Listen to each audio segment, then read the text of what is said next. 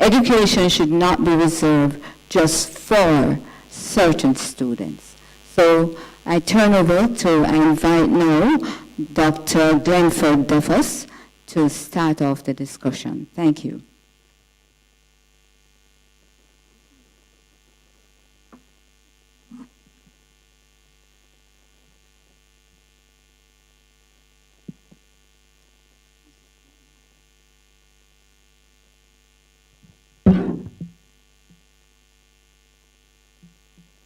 Good morning, ladies and gentlemen.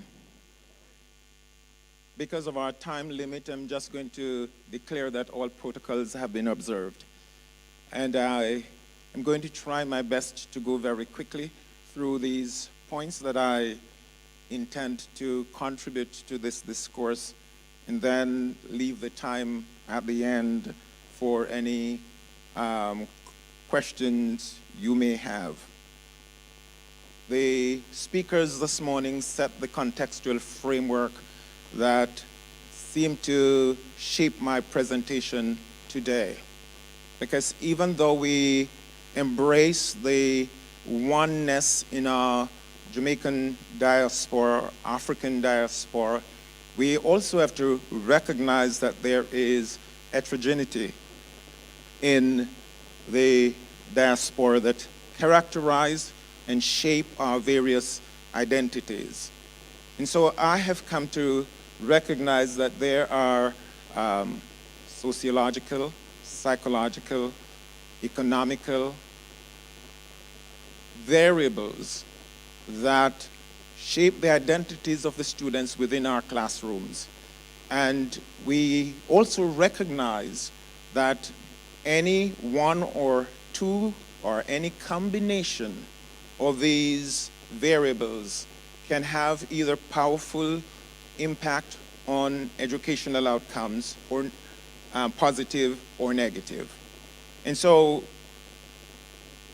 we wish sometimes that our students would leave all of their identities outside of this classroom door and come inside to be taught. But unfortunately or fortunately, they cannot do that. And so what we need to begin to conceptualize, if we haven't done so far, is to recognize the diversity within our classrooms and the strengths and richness that diversity embraces. And rather than seeing our students with a deficit lens, we see them as coming with rich social capital, a sense of responsibility from very tender age, learning that has occurred at home, and all of these are the things that they have acquired in terms of their previous knowledge that they bring to the classroom to contribute to the environment.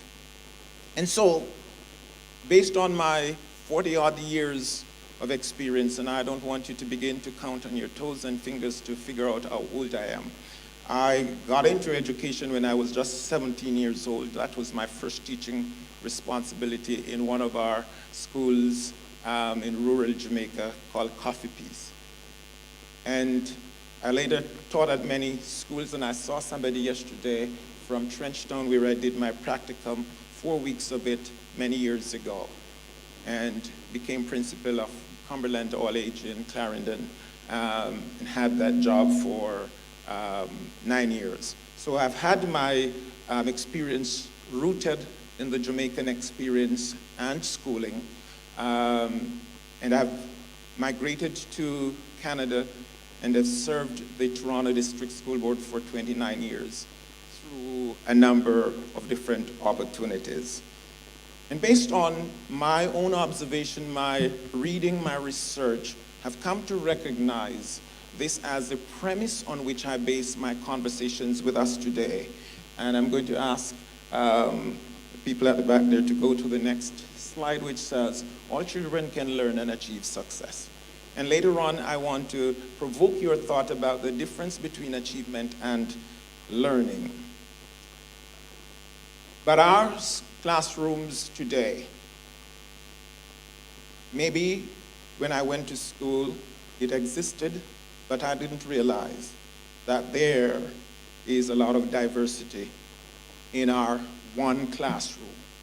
So as a teacher in my early years with 50 students and more sometimes in my classroom, I didn't even recognize the complexity and the richness of what I had before me in terms of my student body. So we can look over there and see a lot of the diversity that exists. And I want to say that other than those diversity elements, there are some other factors that contribute to our impact on learning. And one is the learner. And sometimes we don't know very much about the learner other than what the statistics tell us from assessment data. And we tend to sometimes not remember the demographic data. As a school superintendent, I served in a number of jurisdictions within the Toronto District School Board, and I sometimes oversee up to 30 schools. And I like to get to my school visits very early in the morning so that I could glean some of the things that you don't observe in the classroom when students are dropped off and students come in. And I remember one morning, a young girl came to me in an elementary school, and they have come to know me because of the regular visits I pay to the school. And she said to me, "Mr. Duffus, I slept under the bed last night." And I said to her, "Why were you sleeping under the bed?" She said, "There was so much gunshots being fired that Mommy thought under the bed was the safest place to sleep." And I said to her, "And so, what is your name?" And she told me. And I said, "What is your grade?" And she told me. And she told me the teacher. And I went into the principal's office and said, "We have a child here today that's traumatized. That's going to need more than interesting lessons taught by a teacher. This child is going to need some support. This child is going to, if she's falling asleep in the class, it's not because of any tardiness or anything. She hasn't slept well." And so we have to begin to look at the holistic child in terms of how we are educating the child. And the teacher, do we really believe that we have the expertise, or we can get the expertise necessary to educate these children that are within our classrooms? Do we really think that we can make a difference? Because if we don't think we can make a difference, we're starting at zero. And then the curriculum, and some mentions were made of it this morning, and I like to shape it in three ways. The formal curriculum, which we need to rewrite even in our own Jamaican education system and our diaspora across, because the stories have been told through different lenses and don't accurately, in some cases, reflect who we are. And so we have a generation coming up that probably has not had accurate information about our history. And so how do we rewrite the formal curriculum is a challenge that we have. But also the informal curriculum, is it characterized by our own predispositions based on our own biases that we have developed or we have learned? Paul Ferrero, a psychologist, said, sometimes we, the oppressed, internalize the oppression and intentionally or unintentionally reflect it on others. So, do we have any biases? And the environment, which reflects the kind of interaction that occurs with students and teachers. Next slide for me. And so when I look at a number of the factors, I go down to the socioeconomic factor, which includes level of education, opportunities to which children are exposed prior to coming into the formal classroom, all kinds of materials that are provided or not provided at home and elsewhere where they learn. And I also look at prejudice. Do we prejudge the learners and say that where they came from, it means that no good can come out of Nazareth, to use a kind of biblical thing? Do we have our own biases as educators and teachers concerning how we're going to be dealing with these individuals and the level of interactions and instruction that we are going to provide to our students? And then I want to look at, since we are cognizant of the fact that our socioeconomic status and other variables are not the real determinants of educational outcomes. We have seen in my observation and in my research schools that are defying the odds, schools that are making significant strides in educating our students and really achieving high standard in our country and elsewhere. And so I want you to know that there are three factors that we need to kind of embrace. One is the sphere of influence that we have as educators. And one of our speakers yesterday mentioned a guidance counselor who supported him, who saw something in him that he didn't see in himself. And are we as educators recognizing the strengths and the rich social capital that exists within our students and making sure that we help them to bring these out through the opportunities we provide? The school culture itself is another factor to be looked at. And then we have to look at the actions we are going to take once we are aware of the factors that impact on education. And one of them is how we're going to build leadership capacity. Because we now need leaders who have a passion and a vision for educating all students, but also in an empowering environment where you recognize that the expertise is not resided in only you sitting in the main office, but in other colleagues in the school, teachers who are impacting or delivering the instructions. And I strongly believe from my research finding that teacher leadership is crucial in changing the trajectory. So we're looking at leadership and we're looking at what we know about our students, and we're also looking at the school culture. So that's 0 or 1. Okay, so I'm quickly going to just move on to what we're faced with: equity and equality. Equity is simply treating each individual based on the individual's needs and not necessarily as a group together. We have done that for the most part. But because we tend to have a tension between equity and equality, and that's something that we need to wrestle to the ground. We have to embrace equity because that is going to cause us to change the paradigm and not necessarily just embrace the status quo.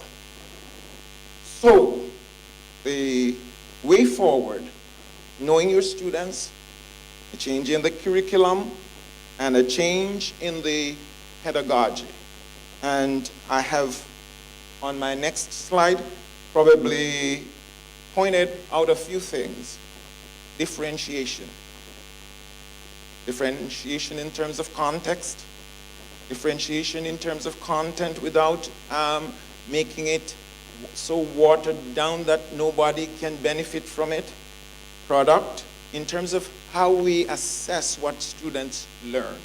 And the process of delivering the instruction. Then we have personalization, which means basically to make the curriculum meaningful and relevant for all learners. And I heard one of the speakers this morning say that we are producing graduates who are not able to function effectively as citizenship, neither are they adequately prepared for the world of work. How do we make curriculum and instruction relevant and meaningful? And we have a thing that we're looking at called cultural relevant and responsive pedagogy, which I can talk to you more about later on. But on my, yes. Creating a culturally responsive classroom requires that we help students find a way to work collaboratively towards the goal of using, developing, and constructing knowledge. And I've spoken about that first part earlier on. There are students we have found that are achieving but not learning. Because we have allowed our practices to help them to regurgitate things, but not using the knowledge that they've gleaned to develop and construct new knowledge. So we're not looking at the creativity, etc.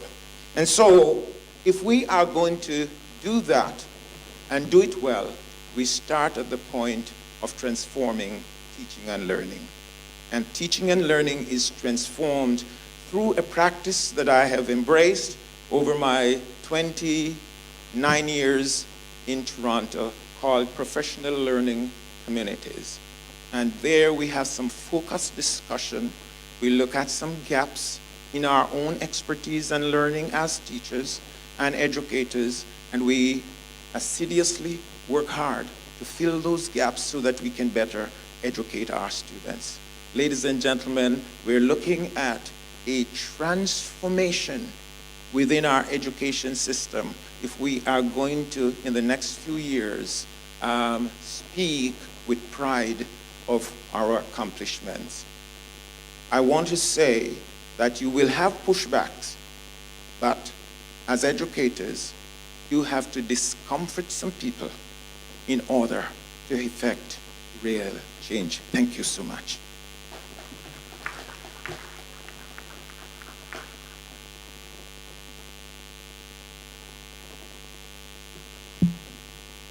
Thank you very much, Dr. Glenford Duffus, for that very interesting start in this panel discussion. We now invite Mrs. Esther Tyson, and she will speak on issues, strategies, and recommendations for the transformation of under-resourced schools.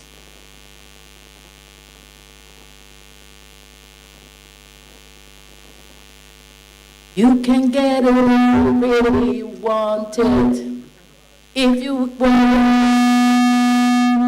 want it, turn that one off.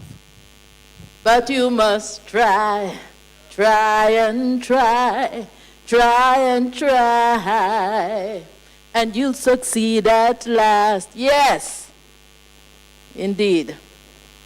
I want us to take a few moments and look at the historical development of what we regard as under-resourced secondary schools in Jamaica. And just to say, Michael not in here, Michael said this morning that we have the schools. We don't.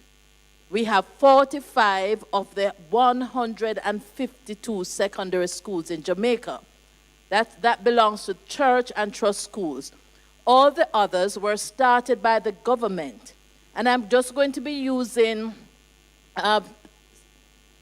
part of an article written by Martin Henry in the Gleaner of March 25, 2012, speaking about education and independence.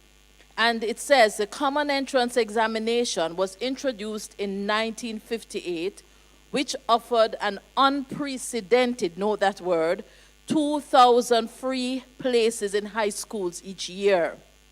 Prior to the Common Entrance, the majority of high school students were the fee-paying children of the well-to-do, with only a handful of parish scholarships available through which the bright poor could gain access.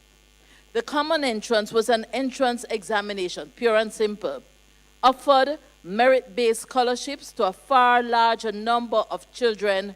It thereby revolutionized access to secondary education. Remember, 2000.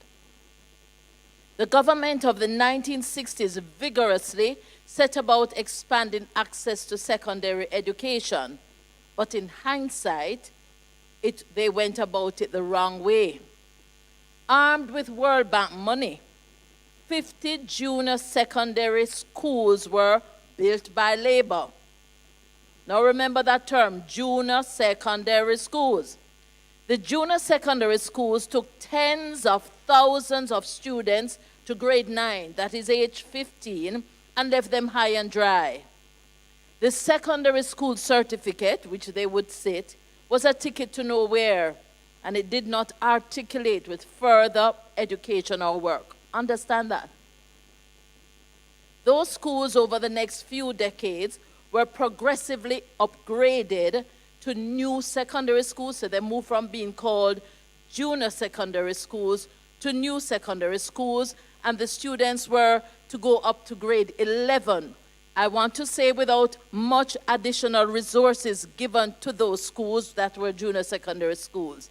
So, these schools have never been able to catch up with the performance of the traditional grammar schools, and those are the 45 schools owned by churches and trusts. The introduction of samples of other types of secondary schools created a hodgepodge.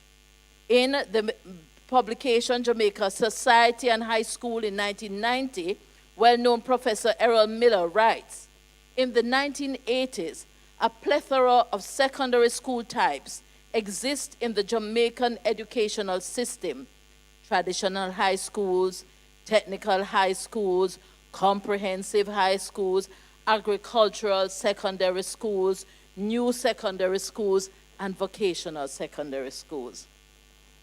The curriculum designed for these, end of that quote, the curriculum designed for these newer high schools was largely technical and vocational in focus. Although education was free in the public schools and school attendance was compulsory to the age of 16, the cost for books, uniforms, lunch, and transport deterred some families from sending their children to school. The policy was there, but not the practice. Students gained scholarships or have scholarships under the common entrance, or your parents had to pay the full fees, so therefore you know what happened. Many students did not have access. Later, even though the change from the common entrance to the GSAT or grade 6 achievement test gave access to more students, the economic deprivation prevented many parents from utilizing this opportunity. So, whereas schools started by trusts and churches had the financial support of the trust and the churches, past students and parents, schools started by the government did not have such support. It meant that the traditional high schools had an advantage in resources that the new high schools did not. Furthermore, the new high schools, initially designated secondary schools, were seen as inferior in its provision and outcomes by the society. Parents would seek to have their children transferred from the secondary schools to high schools. Later on, though, all secondary schools were named high schools. So the names changed. This was in an effort to have the society accept these schools as viable alternatives to the traditional high schools. And then there's another aspect that's an issue, socioeconomic factor. Dr. Davos dealt with it a bit. Another issue with under-resourced schools is that many of the students allocated to the newer high schools came from the lower socioeconomic sector of the society. These parents, therefore, did not have the finances to pay the additional fees to the schools that the parents in the traditional high schools could do. Furthermore, Many of the students coming into grade 7 were generally performing below average in academics.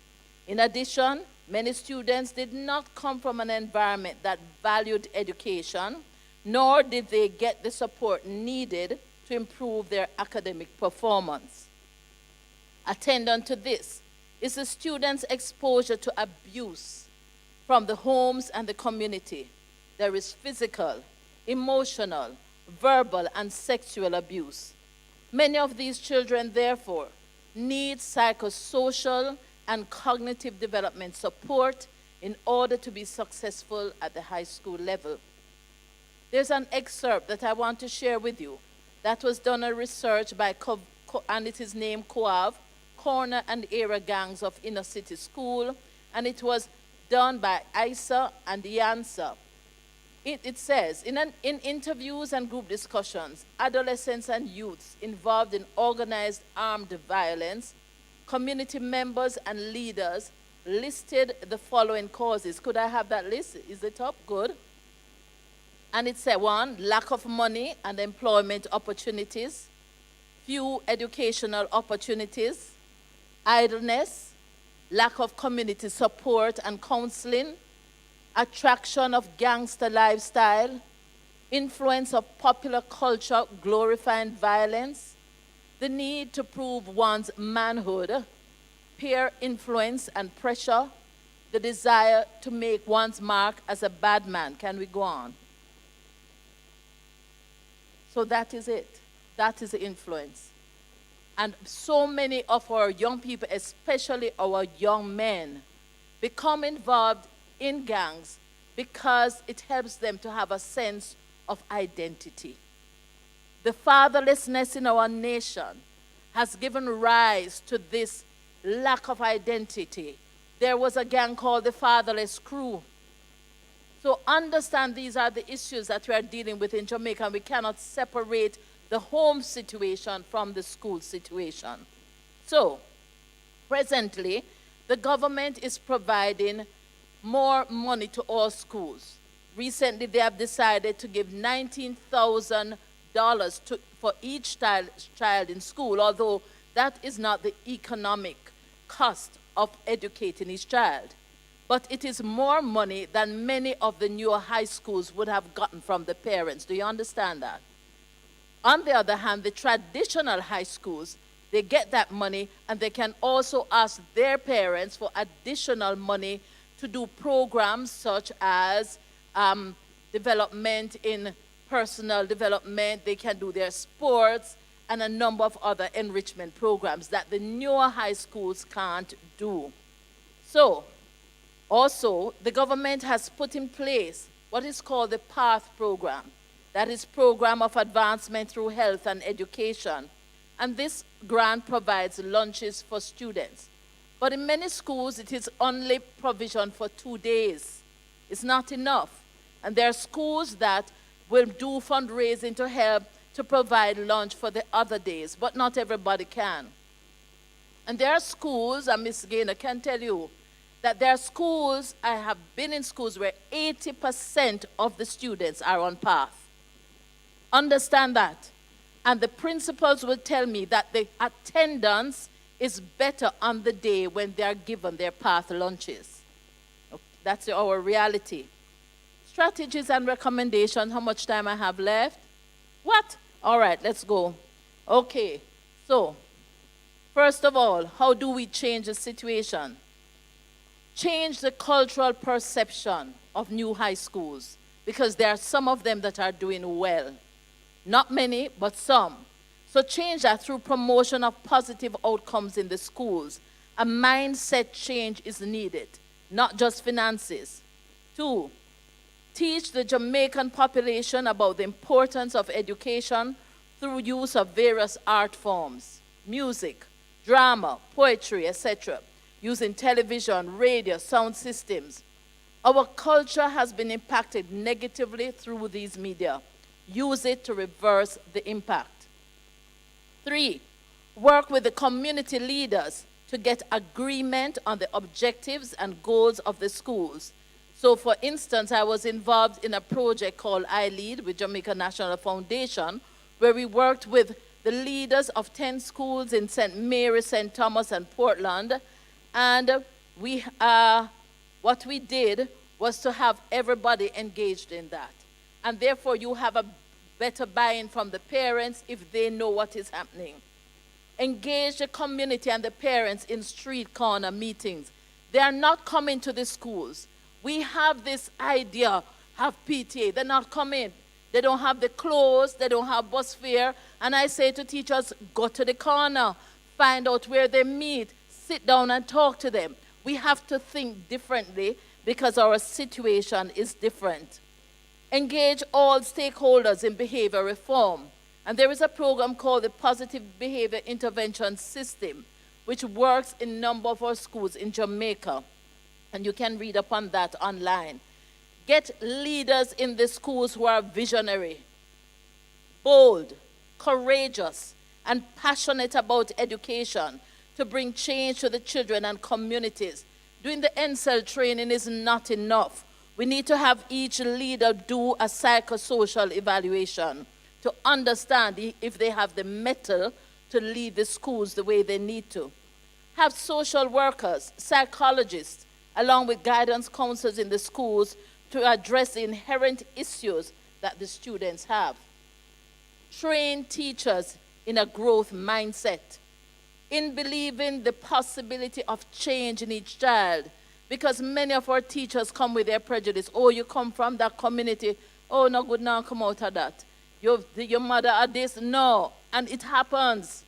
Bad mind full up our schools in terms of our teachers think, I'm telling you. So we need to change the mindset. Put in place incentives for teachers who display that they have added value to the students they teach. Partner with the Diaspora to improve physical resources such as labs, electrical and technological supplies to school. Engage the private sector in partnerships to improve school resources. Develop internship programs with private and public sector for students with learned skill sets with the possibility of employment. Develop strong programs in entrepreneurship to teach students how to earn their own income. Rebrand each school. Some mottos need to be changed. I was asked to be, after I retired, went to a school, and what is the motto? Learning for service. I'm like, what that mean? And then I went to some other newer high schools, and they have the same learning for service. Now, given our slave background, I don't think that's a smart idea. Okay? So, we need to engage the students in the change process. Our people, our teachers generally don't like to listen to the children. They think the children go and criticize them. I said to them, do you ask your students to give you feedback? Do you ask them to tell you how to make them learn? One of our schools did that. The schools that I worked with in iLead. The English department, the head of the English department, she said they moved from 40-odd% to 70-odd% CSEC passes. And I said to her, how did you do it? She said 3 things. She said, we asked the students, tell us how to help you to learn. Secondly, we gave 15 minutes of every lunchtime to any child who wanted to come to us to help them to go through anything they have in difficulty with. In addition, we created a CD for every child on the CSEC curriculum, English curriculum, that was difficult. That happened, it moved. And so lastly, we need to have, could I get that last slide? The children engage in the change process. When I was at Tarrant, they wore that black uniform.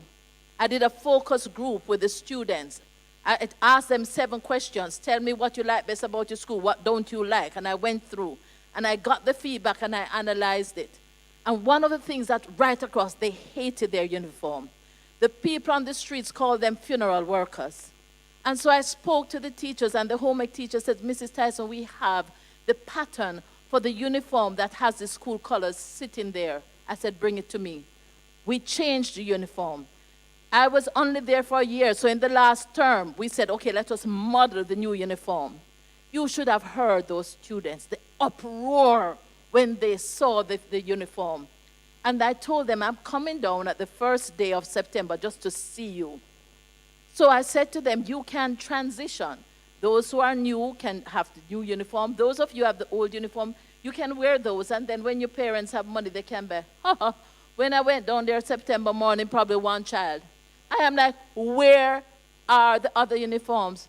The teacher said, Mrs. Tyson, the students deliberately burned the uniform with a hot iron because they were determined that they were not. Let me tell you, those students walked with pride. They walked, people told me, we see them on the road and it is so different. A low-hanging fruit. Not everything takes money. It takes a change of mindset. It takes a vision and it takes a purpose in terms of understanding that all of our students can have a chance to learn. God bless you.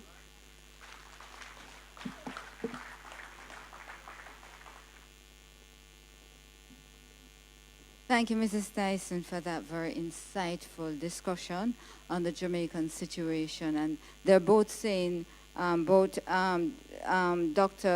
Duffus and Mrs. Tyson are basically at the core is zeroing on mindset and helping our teachers to change their mindset. That's the commonality between them. I now invite Mr. Gillen to focus on collaborating with the diaspora for the creation of schools of choice.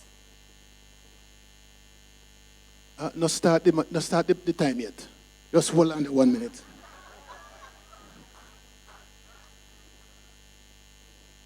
Anybody here? So we got junior secondary school.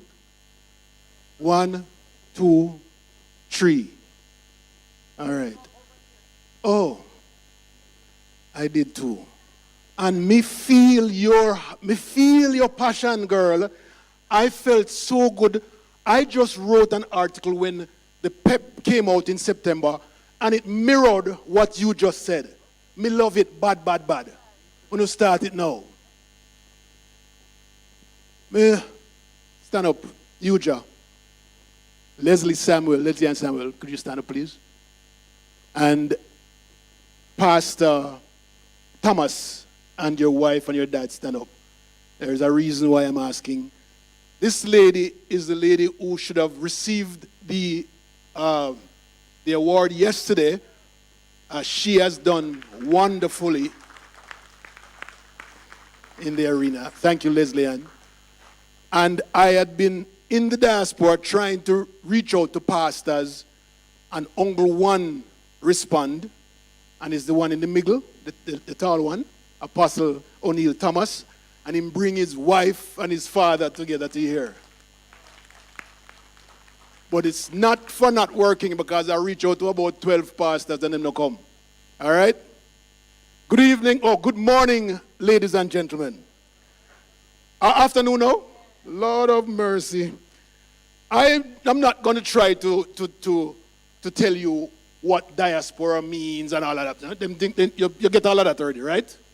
What I am here to do today is to show you what we, that lady and me and the 200 people around the world, are doing so that we can engage with Jamaica. So anyone here from the diaspora, hopefully we can together do the things that we're doing in the diaspora and make a bigger impact. All right? Is it okay to talk patois sometime? Because me can't take the whole heap of English thing sometimes, you know. All right, so in 2004, the Ministry of Foreign Affairs invited the diaspora to come down. About 200 of us came down, sat with the ministry, and they're trying to get us to invest in our country, to trade, to come in and start businesses and improve on the philanthropic work that we do, right? And so I think that we have not gotten to the trade and the investment and the business thing too well because of what? Crime, right? Because we're afraid. Well, that's what most of them say. We don't know why we're afraid of our own country, but they're afraid. All right. So they're afraid to invest. And so most of us spend our time on charity, on philanthropic work.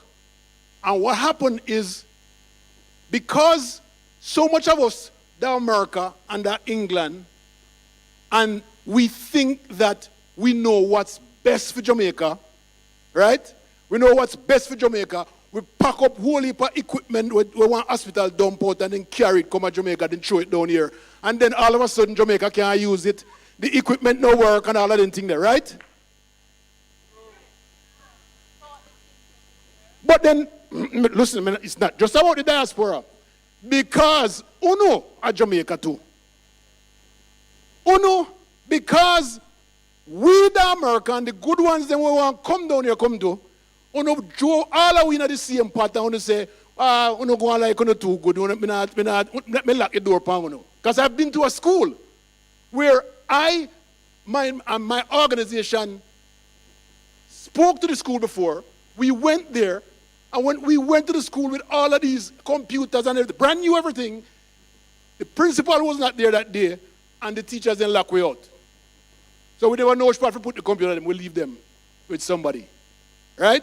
So we have to open our minds too from Jamaica. So we are to be blamed from here, and we are to be blamed from the diaspora. I heard one minister yesterday say, last week said, is it diaspora bring guns here? You're creating a fight. The diaspora don't create guns and bring guns down here. Okay, so you see one thing in a customs, and you see one man, find him, but we don't do that. I think most of us have that thing what we call passion for our country, right? We love our country, and we want to see it the best for it. We're proud. And no matter what type of crime happen out there, we still come back and do it. All right? All right, so, Lord. All right, so what we have done over the past years in order to pacify and collaborate with Jamaica, we decided that we're not going to just pack up things and send down here. So in 2014, many of us came down and we decided that we're going to sit with teachers. We sat with 800 teachers. We never brought a pen or a paper or a computer. We never bring nothing. We just want to chat. We want to hear them say what it is their needs are, and we say what our needs are. We say how we can help. They say how they can help. We bring the ministry.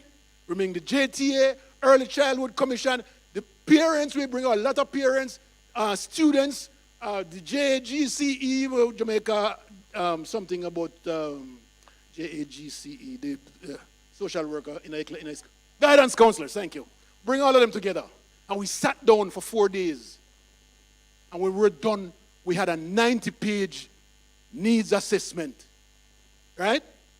From there, we took that needs assessment and we break it down into low hangers, high hangers, middle hangers, and then we sent it back to all of the people who came. And we asked, okay, can we work on this together? I mean together. Not us doing from the diaspora and flinging stuff down there, and not you sending a list up there and throw and say, fill the prescription for us. But how we can together collaborate and put this all together for Jamaica, right? So since then, we have taken some of the low hangers. So for example, in 2014, we started sending teachers to Loma Linda to learn how to teach STEM using iPads.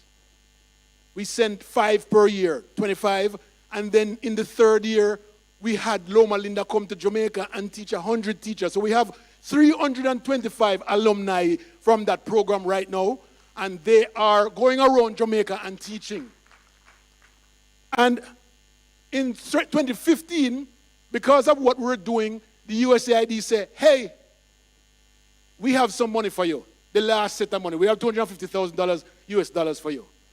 Take it and run a 5-week program for us and add what you want to add. The total cost of the product was $340,000 with medical and dental and so forth. And we changed the at-risk students at grade 3 level. They were reading at below grade 1. And in 5 weeks, we brought them up to grade 2 and grade 3. So they were now ready for grade 4. Ladies and gentlemen, I don't want to waste too much of your time, but I'm just going to go down some of the lower hangers that we've accomplished over the years, over the past couple of years, right? The Education Summit started in 2014. We've had 3 such Education Summit because we have to come back every 2 years to come look at what we have accomplished and see how we can further make better, all right, for the future. The third one this year was held in Florida. The other 2 were in Jamaica. So we brought up 64 teachers to Florida and had them mix and mingle with a lot of teachers so they can get ideas of how to employ the pedagogy in their classrooms. And they learn over there too, the ones over there. And we got a chance to go around all of the schools, the technical schools, the universities, the colleges, the high schools, and they learned and we learned. Finally, the college, Broward College that came to the summit told us that they want to do the same thing. So next year, March, we are talking to them right now. We're engaging with them. They want to put on a 3-day summit, and they want to bring up 100 teachers. And that's going to be something great, right? Not only that, we are also talking to them because they want to teach classes here in the island. So I connected them with CMU, Caribbean Maritime University, because CMU expressed interest in putting up brick and wall stuff in Florida. So I connected the 2 colleges, and now they're talking about CMU bringing its classes on the campus of Broward College, and Broward College doing the same thing here. So that's great.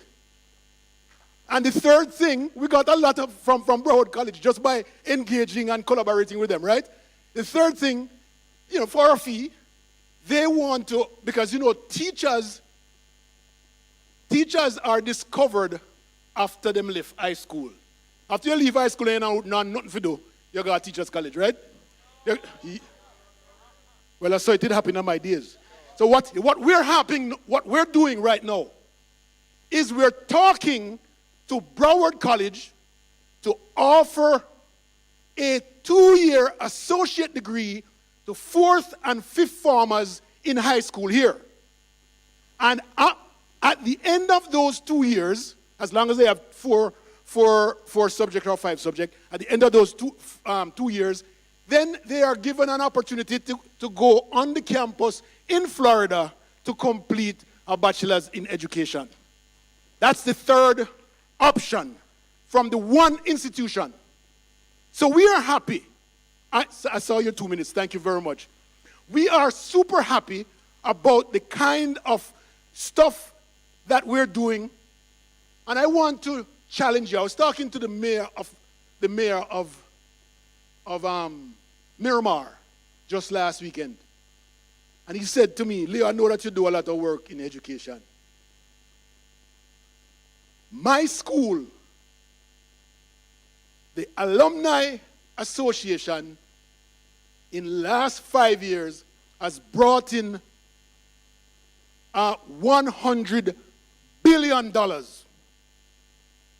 And I said, how did you do that? And he said, well, we didn't go around and go ask people for money or things like that. We have a lot of alumni who have taken out life insurance policies and made the beneficiary the school. They have a lot of alumni who own land and leave it in the name of the school. Ladies and gentlemen, what does it take? You can't give me $5,000, but you can plan to give me $5,000 in 20 years. Spend $50 a month and put your alumni, your school, your alma mater, as beneficiary on the school. Spend $50 a month. That's all I'm asking. They will get $200,000 if you're dead tomorrow. It's okay. We all are dead. Right? How many of us have lands here that we're not using? Give it to your school and say use it for sitting good. Okay? Put it by your will. How many of us have these assets just lying around. I am challenging you because you know something? I am going to do the life insurance things. Only because he said that to me the other day, I thought about it. I said, this is a good opportunity for me to give to my school because Rokobesa Junior Secondary School needs it bad. Yeah, me know it's a high school. I had a mercy. Have a wonderful day, ladies and gentlemen. Thank you.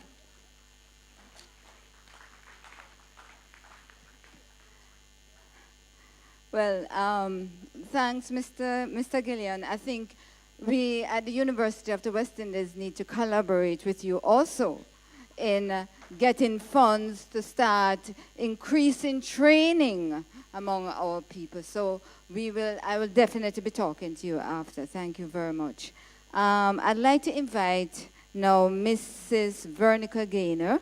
She's a principal of Iris Gelly Primary, and she'll be speaking to us about successful leadership in a primary school within an under-resourced communities, the experience of a principal.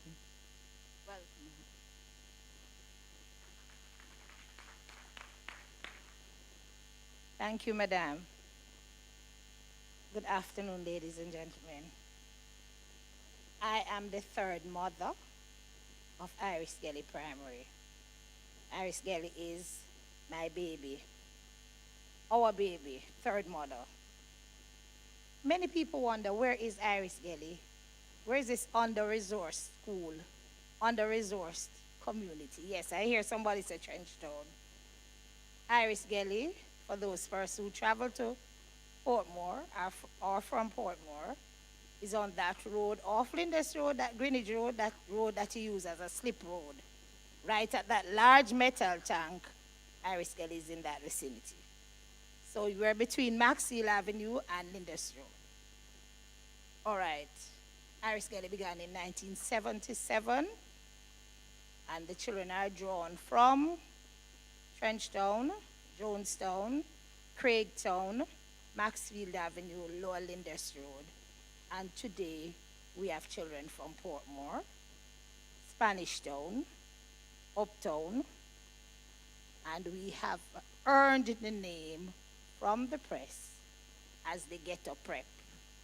How did we become the Ghetto Prep? The school was built to accommodate 600 children, but I told you where it is.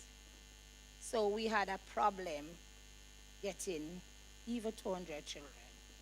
And it was not until the closure of All Saints, All Age, that big school, in 1980-something, early 1980s, that Iris Gelly got some children to add up to make 200. 200, so we're still falling short.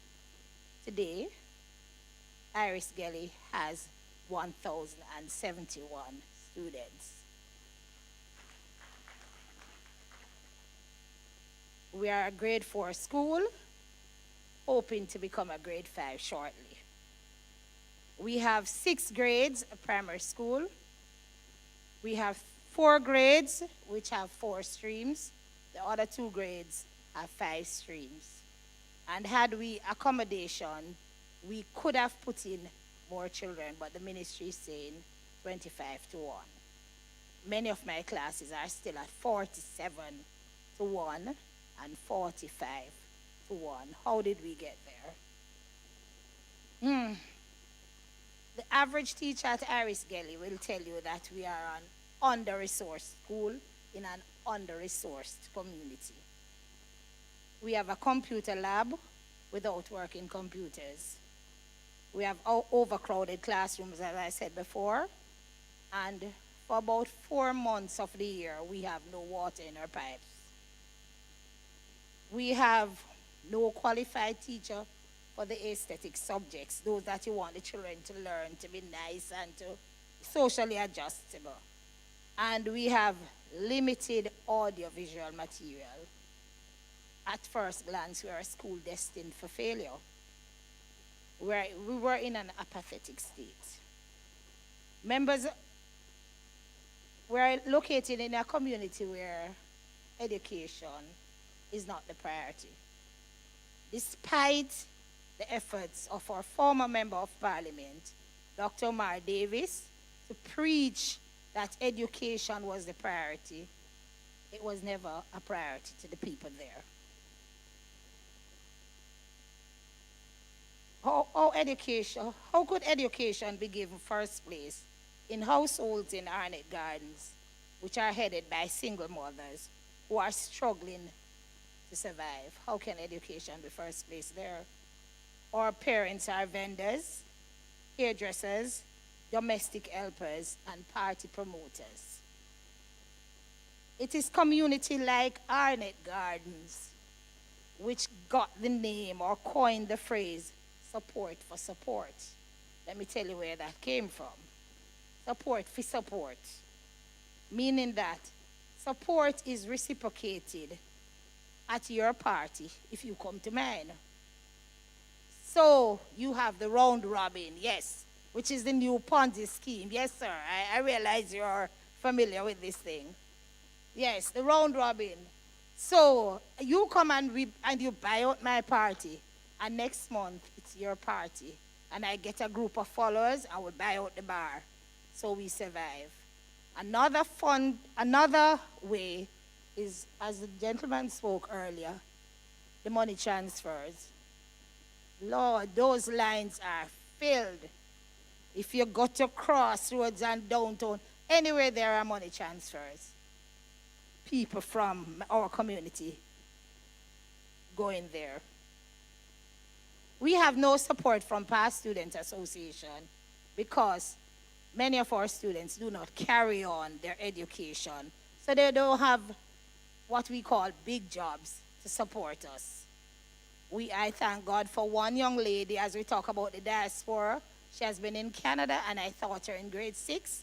About 12 years ago, she went to Ardennes, and she has filled barrels with good things. No old computer, no outdated books, good things. She has what she calls her Bags for Gelly campaign, and we get backpacks filled with good learning tools for children. How did we get to where we are? Iris Gelly Primary. I'm not seeing my slide. Iris Gelly Primary has the dubious distinction, note the word dubious, distinction, of being located near to 2 teachers' colleges. So in the 1980s, people would come to Iris Gelly as untrained teachers.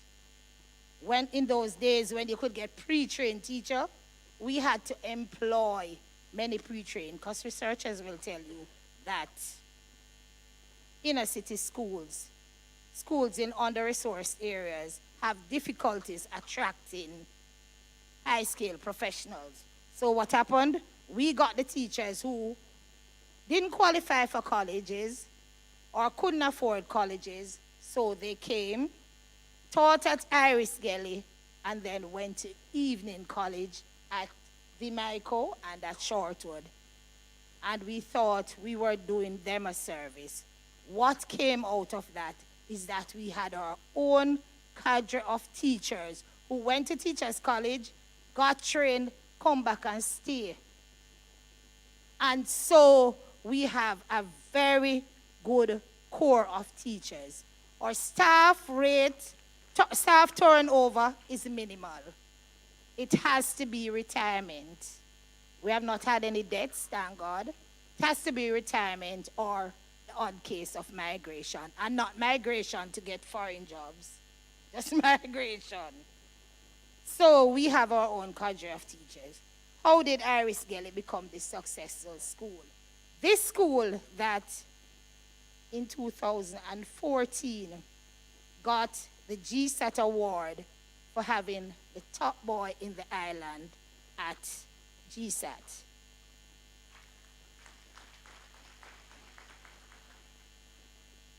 First of all, we collaborate with our parents. Those same parents who don't see education as priority, they listen to us. And so we collaborate with them. We talk to them. We meet them on the street. Our guidance counselor makes home visits to speak to them. And guess what? Since many of them are igglers, are unemployed, when do you think is our PTA meeting? Wednesday afternoon. Town closes half day. So we have to know when to get those parents in. So we work with the parents. We work with the parents. Very important. And then we blow our own trumpet. As you hear me stand up here saying, we blow our own trumpets. So we celebrate every little success. Yes, man. And like some politician one party did in the election, everything on social media.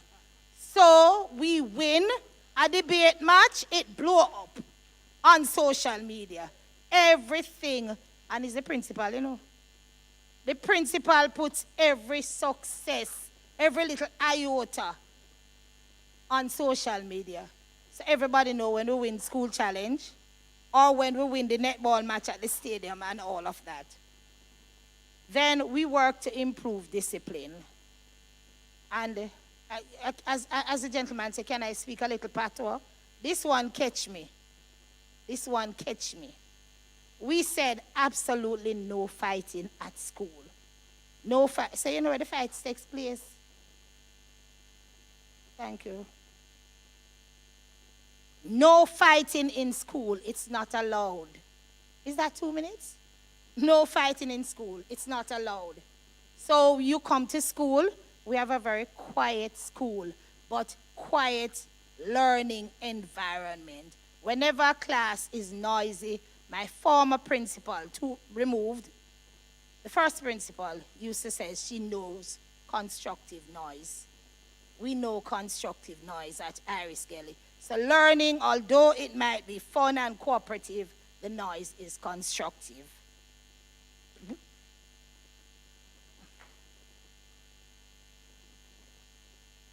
We do not have the privilege of having, as I said, a big past student association or any past student association. So where do we get the funds from? The thing is that we have a good canteen. And the money from the canteen is used to employ persons who can give the children the aesthetics that I spoke to you about. So we enter festival. And we enter the netball, not because the ministry pays the person, but the canteen. The canteen. So we have one young lady that we sent, we advised, go to Teachers College. Go to GC Foster. She's a past student. And we weren't able to help her financially, but we advised her because we employed her as a coach. And then we advised her. She went to GC Foster. And we have never not been named in the past 4 years in the in-sports competition. We always get a place in the in-sports netball and football competition. We give priority to our past students. If you see them on the road and they're unemployed, and I remember you as a child with some talent, we're raking you in. Come give something to your school. I will put something in your hand. But we use you. We use you for drama. We use you for speech. We use you for everything. We expose our children to a variety of experiences. So what? They didn't know Crossroads. I remember when they got GSAT to write about, it wasn't GSAT, grade 4, to write about a visitor is coming to your home from abroad, where would you take them to for the time that they are with you? You see when we read the question? Everybody going KFC. Every child taking their visitors to KFC because that was their reality. KFC in Crossroads, that was their place of interest. So we had to take them out. We start taking them out because we realize the parents not taking them out. So we have to take them out and we give them a variety of experiences. So we at one time before synchronized swimming was stopped in the stadium pool, we had our own synchronized team. Right now, one of our girls is the head of the synchronized team, at Immaculate Conception High. Yes. We came second in the Jamaica cheerleading competition, and we have never dropped below fourth after 5 years of entering. We also encourage and train our student leaders. They listen to their peers when they talk to them. They look up to them, and they wear a different uniform. In addition to their uniform, every child wants to be a prefect. So we teach them pride in self, we work with them, and all of us, we are accountable to the parents and to the other stakeholders. Iris Gelly Primary, the school of choice, not only in the inner city, but in Kingston, Jamaica. Thank you much.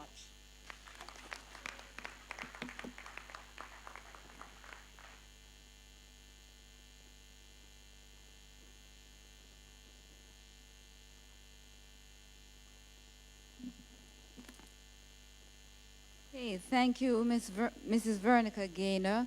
And she kind of preempted me, but I was going to remind you at this point that this panel discussion is about creating schools of choice in under-resourced communities, and she just told us about the school of choice, an example. So we wanted to thank her for that. And now we welcome Dr. Cornell Brown, and he will speak on Maritime's role in developing and equipping youth from under-resourced communities. Please join me in welcoming Dr. Cornell Brown.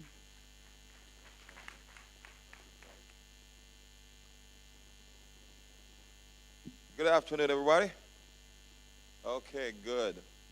I listened to my colleague presenters on the panel, and as I sort of processing, my theme kept changing because everything is so connected. And I'm going to pick up on something totally unplanned. The last presenter spoke about your reality. Your reality. So when I start out, yes, we have a presentation, and I want to be very practical, so I'm going to deviate a little bit from the main presentation, a little bit too academic, I think. By the way, let me just correct the record. I am representing the Caribbean Maritime University. I'm really sitting in for Dr. Fritz Pinnock, our president, who is unable to attend. So I hope I will do justice to that. Go to the next slide. But I want to start on a sort of interactive way. I am mindful that I have 7 minutes, and I will do it in the 7 minutes. What is your reality? Ask yourself that particular question.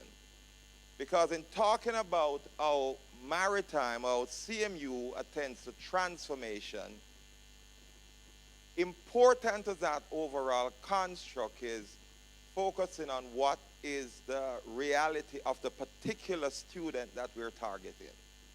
Good? What is the reality? So we attend to transformation of students in a particular way, not just students, transformation of human beings, young Jamaicans. And most of those we are targeting, especially in my faculty.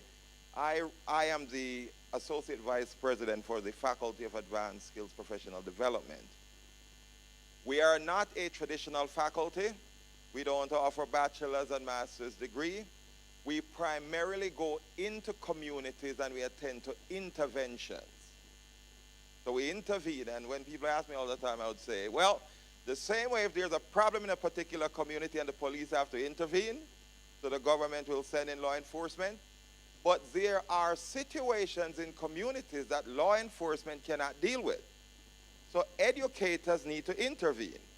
And so we are not waiting for them to come to CMU because they are living a reality.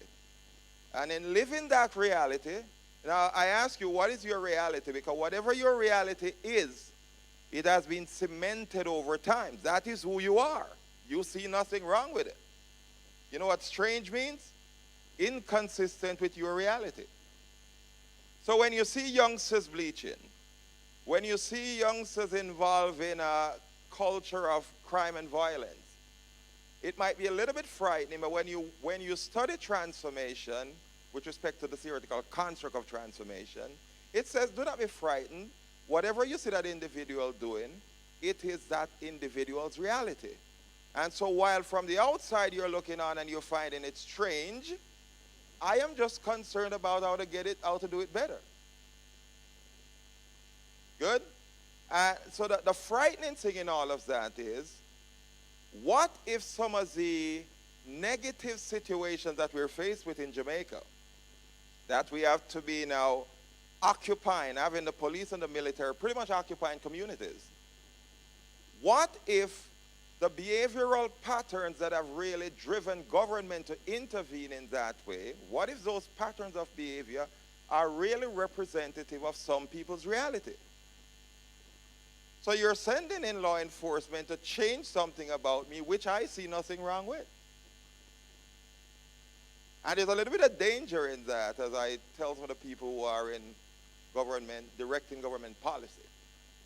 Your military is supposed to be the ultimate means of coercing people. But if the military becomes a routine part of the daily living of individuals in particular communities, you know what's going to happen over time? People become accustomed to them being there, and if I have to do things that are outside the confines of the law to survive, I will now learn how to get that done with them present.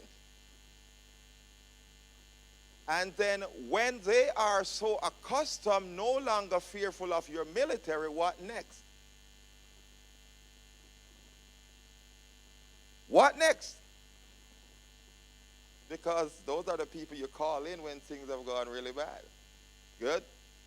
So we say it's okay to intervene with that sort of military police style intervention, but we're going to talk about transformation. Let me just introduce how we define at-risk youth.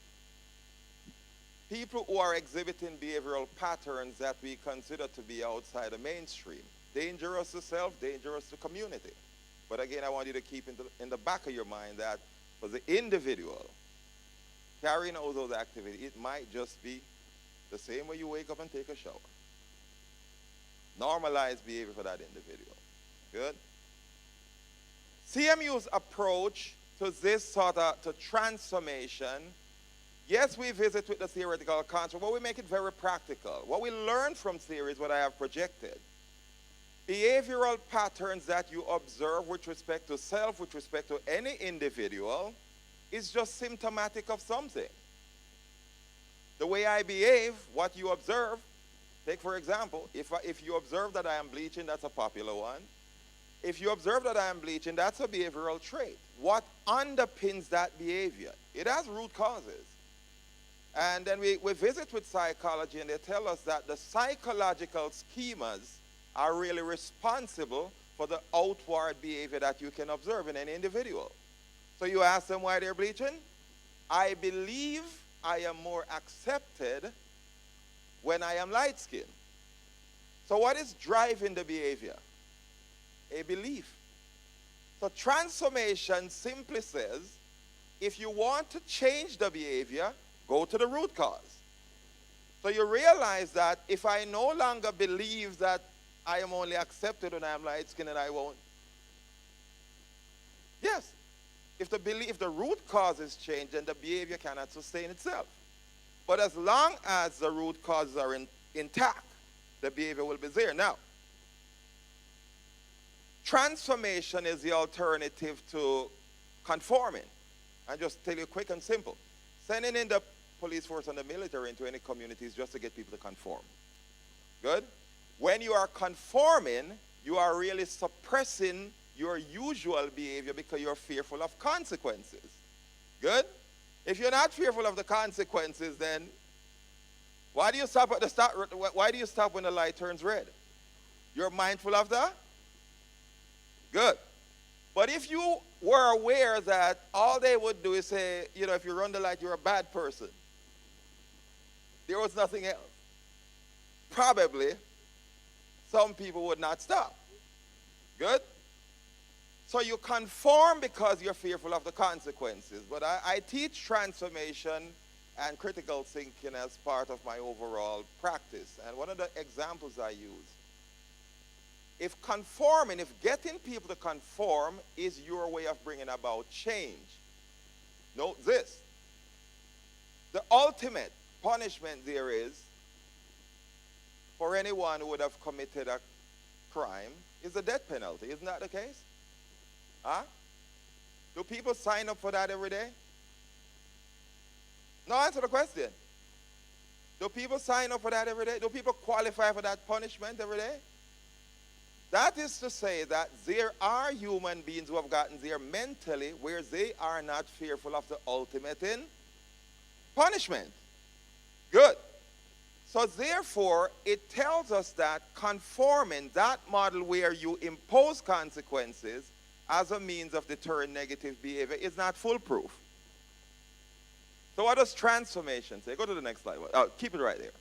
This is a model representing the human being in a particular respect, and it is simply saying observable behavior, just the way you see people behaving, it's at the surface. But that is underpinned immediately by how people make meaning. So you call it the meaning structure, really your perspective. So whatever your perspective is, then you take action based on your perspective, right?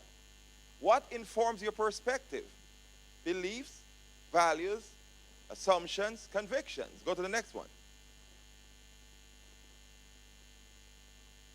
Go to the next one. It's quite good when you have control. Go to the next one. Keep it right there. Over time, and I came in and I listened to some of the folks who were presenting earlier talk about the importance of recognizing, and it's almost cultural for us to have devotion and so on, because those kind of things are not really what you would have done in exams while you were in school, but they shape the way you think, they shape your values. And in my later work now as a transformational learning practitioner, I have come to understand that the theory connects pretty much with what we have been doing in schools, with devotions and so on. Those kind of things that shape you. Over time, your beliefs become fundamental beliefs. Your values become fundamental values. We're representing Alaska Financial Services this evening, today. However, I'm speaking as a parent and as a representative of the Duhaney Park CDC. I have seen issues in my community based on the conference from yesterday to today. Right now, I've seen issues in my community where there are persons that need help. Even when they leave school, the teachers can all do but so much, as well as some parents.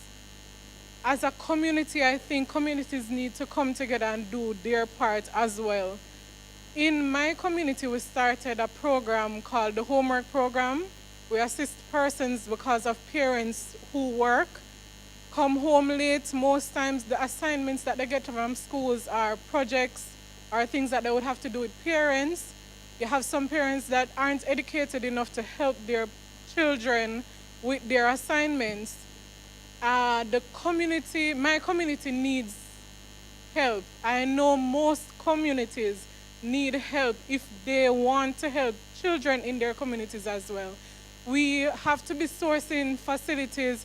We have an internet cafe, don't get me wrong.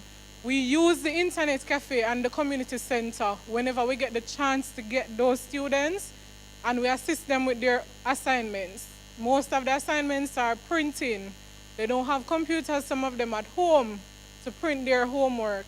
By the time some parents get home, it's too late to get to an internet cafe to help their child with their homework. I just think the communities need help as well to help the children into the communities. Is there any way that they could assign something like that again to other communities to assist the community students, I am saying. And most of the children in the communities are not living into the communities that they're going to school, and they still want help. I know that in some areas they can't go out at a certain time at nights or a certain time at evenings, but based on the traffic now too on the road, some of them don't get home early enough. I just think that the community also needs help, and they need the help to help the students, the children in the community. Any of the panelists would like to comment? I don't know if I put it out as best as I could, but I tried. There is a multi-pronged approach to that. We've asked our teachers not to assign students any homework with expectation that they will complete it on computer, etc., that they don't have, and allow them opportunities within the school system to do that. But we are also looking at things that we can do outside of the school And for over 20-something years, our church in Toronto operates what we call a tutoring program on Saturday that focuses on numeracy and literacy for all grades. And we teach our teachers to be culturally relevant in the pedagogy and in the assessment, and we take that to the teaching that we offer them on Saturdays. From 9 to 12 every Saturday, you come to our church, we're having a tutoring program. On a practical way, I hear my friend Dervan Malcolm says, where are your children? Right, Dervan? All right, but in a practical sense, I have the Jamaica Diaspora Education Task Force has formed an alliance with LASCO Foundation. It's a great question from a LASCO person. And what it is, we've taken the Mountain View community, Rollington Town, Franklin Town, Windward Road, all of those primary schools, and we're getting into here, and they're putting a program called SSI together. That's socio-economic social intervention. Is that what yes? Okay. And it's there to look at at-risk students in those communities and to change the trajectory of their lives. So most people come to Jamaica and they stay afar and throw $1,000 at a student. And then you don't see that donor anymore. What LASCO is doing with Jamaica Diaspora Education Task Force is looking at the whole child. So we're looking at the parent, we're looking at the social worker, the school, and we're starting the program at the 4th grade in the primary school to offer a global kind of support to parents and the community. But then when the child gets to grade 6, right throughout high school from age 10 through 17, we'll offer school support in its entirety. Every year, a child will be entitled to approximately $4,600 a year for 5 years. And it, US dollars. Yes, I'm sorry. Yes, 600,000 Jamaican dollars, I think that is. Am I right? 600,000? All right. And so each year, that child will be given similar opportunity as a middle class, upper middle class child. If they want football, if they want cleats, or they want spikes, whatever, anything that they want, food, social worker. The only thing that they ask, LASCO ask, is that the parent is involved. And so for the first year, we're taking 10 children from that community, and we've sat down and talked to all the parents. We've been to all of the PTA and talked to parents, and they're happy for it. So we are taking 10 this year. Next year we increase and so forth. So please talk to Professor Hamilton. She'll tell you more. Colleagues, unfortunately, I have to bring for about 3 hands are up. But I really, really have to apologize to you because I'm under pressure with the conference coordinators. And there's lunchtime, and we have one more slip-in, not a slip-in. Mr. Garimar is going to come. But before Mr. Garimar comes, I'd like us to join our hands in really, really, really thanking a dynamic panelist.